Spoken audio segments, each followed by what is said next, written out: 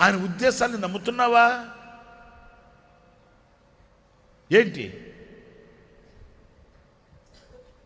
మనం ఎడల అనుకున్న ఉద్దేశాలేమో ఉన్నతమైనవి, గొప్పవి.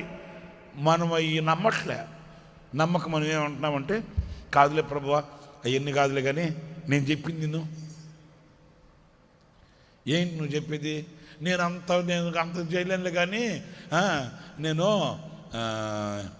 టిఫిన్ బండి పెట్టుకుంటా. టిఫిన్ బండి పట్టుకుని దోశలు వేసుకొని ఇడ్లీలు అమ్ముకొని చిన్న బండి పెట్టుకొని ఆ వ్యాపారం చేసుకుంటాలే. కాదు, అది కాదు నేను ఉద్దేశించింది. అర్థమవుతుందా? నేను ఉన్నతంగా గొప్పగా తీసుకుని వెళ్ళాలనుకుంటున్నా. నా వల్ల కాదులే కానీ ప్రభువా, అవి ఎన్ని వద్దులే కానీ నాయన, నాకు ఒక డొక్కు సైకిల్ ఇవ్వు ప్రభువా. ఒరే, డొక్కు సైకిల్ ఇస్తే నువ్వు తొక్కలేవురా. తొక్కలేకపోయినా పర్లేదు, నడిపించుకొని పోతా. మనం ఆశించేది అవే. ఈ రోజున మీకు ఆలోచన వస్తుందని, మీకు ఆలోచన కలుగుతుందని ఇంత వివరంగా చెప్తున్నా.